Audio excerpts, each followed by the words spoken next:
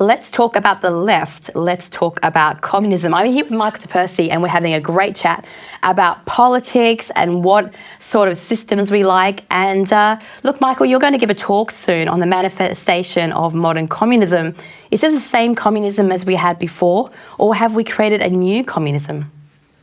I don't think it's necessarily a new communism, but I think as opposed to the communism that has no state where the proletariat are free, I think it's a case of we're moving toward a new dictatorship of the proletariat. But whether or not it's the proletariat is another thing. It might be more of a dictatorship of the woke elite, so to speak.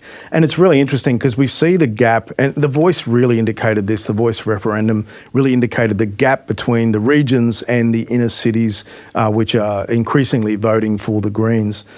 So I think what's happening is part of the idea of the dictatorship of the proletariat was that the proletariat were uneducated and they needed to be educated in communism in order to live as communists. It's like the opposite of being taught how to think, to be a free-thinking individual in a liberal democracy. So here we're told what to think and we're taught how the system works, and then we go off and live happily ever after in the system.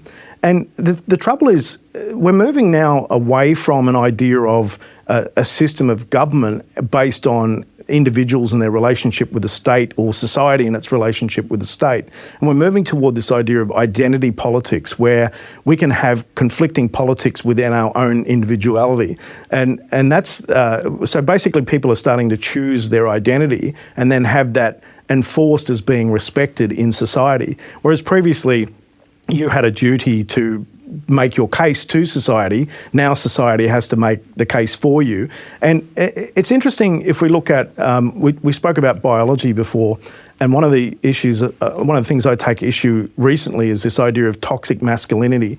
And it assumes that boys and men it's not a biological issue about how they act and behave and the right to defend or to fight and all these sorts of things. They're saying that this is just a social construct that can be undone through educating men, yet we're having all sorts of problems with suicide rates, particularly with young men.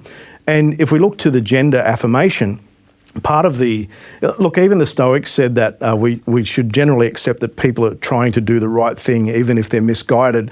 But if you look at that affirmation, we're seeing people suggest that people are hurting themselves because they can't be true to themselves. So we have to help them with this. So it's kind of like an extreme version of the other side of biology, where we're saying, okay, so we're going to help you to transition your social identity, and we're going to use drugs to do that, which is just crazy. But the point is that it's about trying to let people live to find their own nature, so to speak. Yet at the same time, toxic masculinity is about denying men the right to live in a natural way. So there's lots of contradictions. And if you want to learn about contradictions, you have to go to Mao Zedong, who actually wrote about on contradiction. It's inherently complex, but really what we're sort of seeing on the left is this infighting about contradiction and trying to find a program that they can get everybody else to follow. And I think that's one of the dangers of this woke movement, is that we're starting to end up with a program that we're expected to follow, and if we don't follow it, we're devalued, we're ostracised and isolated from the public sphere. Well, there seems to be a common desire among those in power, whether they're kings, presidents or prime ministers, that if they are just able to impose their special grand design on the whole of society, they could create a perfect utopian system. It reminds me of when you hear the Federal Labor Treasurer, Jim Chalmers, talking about creating a kinder capitalism, in his image, no doubt. The United Nations and the European also believe, right now, that if they can micromanage farming practices instead of leaving it to the small private landholders, then they can somehow feed the world and change the climate. Well, China's Chairman Mao tried to centralise farming and everyone starved. Russian Stalin tried and everyone starved. African socialists tried and everyone keeps starving. Michael, what is it about the politics of top-down control that fails, and will it fail again in this modern version that's being practiced by some of these international bureaucracies? I think we can see this in both micro and macro versions. If we're in when we're in an organisation where we're not allowed to be free thinking and to contribute, and there's no reward for effort, those organisations tend to fail because they're not innovating. People are not going above and beyond. They're doing the bare minimum. There are examples of this where managers will say, "I only want to see green lights," and that's all they see, even though they're all red lights. So and that's the sort of thing that tends to happen at the macro level, in particular in these communist regimes. And like I said, the museum in Berlin that looks at East Germany and East Berlin during the Cold War, it demonstrates exactly that. There was one type of inefficient car, and that was the only choice that you had. There was no competition, there was no incentive, and basically you just do the best that you can under the circumstances. And in effect, you employ some type of stoic philosophy to just sort of get on with your life, as opposed to the events that are being thrown at you. Whereas if we come to the general idea of market capitalism in a liberal democracy, there are incentives for the rewards that we get, incentives for the rewards that we can get through our efforts. And look, I mean, it's interesting for me. I said coming from Penrith, I could have ended up as a brickies labourer. I actually applied for that job when I was 14, but I was very lucky. I had lots of mentors who kept me on the straight and narrow. Even as a chairman, I had one boss who pulled me aside and said, "You've got 2 weeks to get a better job, otherwise you're never going to leave here, and I can't do that to you." And, so that was quite the motivation. And that led me to, I guess, where I am today. And it's interesting too that if we look to one of my influences today is the great Yale literary critic, Professor Harold Bloom. He passed away in 2019, and I was fortunate enough to correspond with him just before he died. But he looked at, he was really interested in the school of resentment, which effectively looked at the Western canon from Shakespeare on down and all of the great books of the West, and how we had the Marxists and the feminists and all these other sort of radical groups who were attacking the Western canon. And he said that this is just completely wrong. Like, they're completely misguided. They're completely missing the point. Everything that we have as a result of this canon, and to try and undo the canon that enabled you to think in this way in the first place, is a major problem. Well, we don't really have time for it today, but there's a whole topic of discussion that part of the Protestant ethos of accept what you have and work for a better future for your children, that overcomes a lot of the instinctive behaviours of human beings to be jealous of others and want to take it, and which underpins a lot of the problematic political systems that we have. So religion did have an effect on the way the West shaped its political systems, but that is a massive topic for a different time. But we do have a communist-style top-down control system operating right now in Australia, and that's our approach to our energy grid. Labor thinks it can just build an interconnected, magical, renewable empire to suit its grand vision of net zero, and everything will just somehow work. But in reality, these projects have ended up in the courts, which has really upset the Labor Party, particularly in Victoria. They've just passed legislation to basically stop peasant farmers from interfering with their grand dream of net zero energy. Michael, is this a form of green communism? Because people do make a lot of jokes about net zero policies, in particular energy, mimicking some of these big state, big control systems. Absolutely. I think it really is what we're seeing is the dictatorship of the green elite as opposed to the proletariat. It's a very similar idea. Basically, you can't educate the peasants unless you take control of their decision-making ability. But the downside of this, of course, is why would you bother farming if you're going to have the government take it over? And the thing is too, if we look at the NBN, for example, we know that whenever the government tries to do something and destroys the market, then it never works. And history just keeps providing evidence of this over and over and over. And we're starting to see the problem here as well.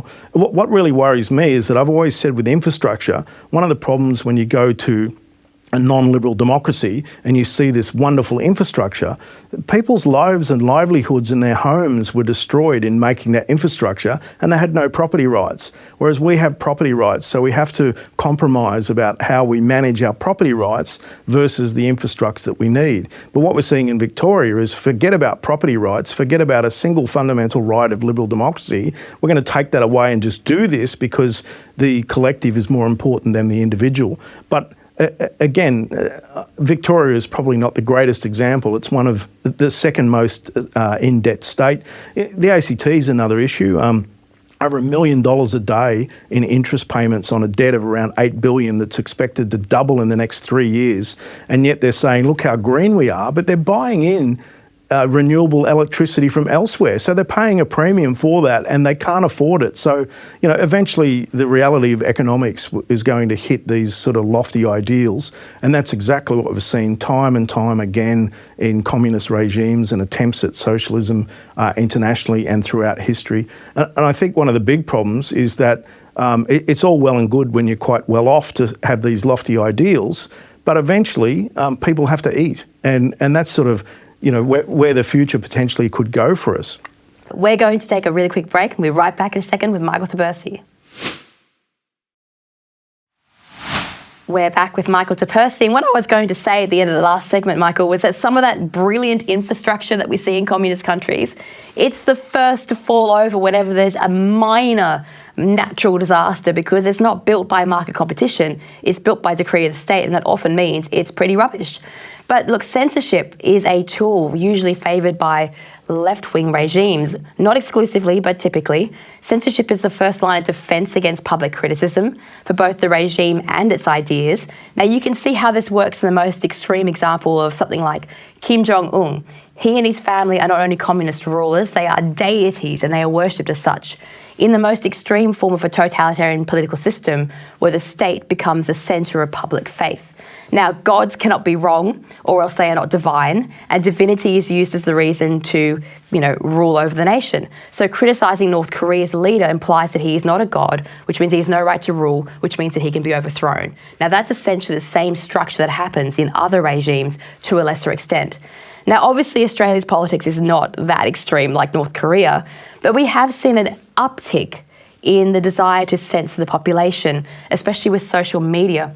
Do you think that government isn't pursuing this increasing censorship because it's nervous about its ideas being wrong, or because it fears it might be eventually overthrown by a different party, perhaps? I think part of the problem is that originally we would have had skin in the game as voters in a liberal democracy. We had a desire to protect our society, to support the state. We respected police, and in return we expected them to behave ethically and properly. Whereas now we have like the thought police who are acting on behalf of the government, who are using social media to shut people down. And it's really interesting, and I know you've seen this in the comments on social media that you'd receive, but often it's speaking around you in the third person and in effect saying that you are irresponsible or something like this, but in a way where as if they're pretending you're not there, and they sort of have this group following who are like attack dogs who sort of jump on that same bandwagon. And it's really interesting because they'll start saying that you're conflating issues when the whole time woke is all about conflation. So it's really difficult. And it's really polarising. I don't know where this ends, but I see that polarisation is going to be a problem. But again, when we see it in the extreme, like The Voice, and I think what's happening in Victoria, there's going to be a point where people who are normally apathetic about politics are going to push back. And I'm starting to see that in my community already.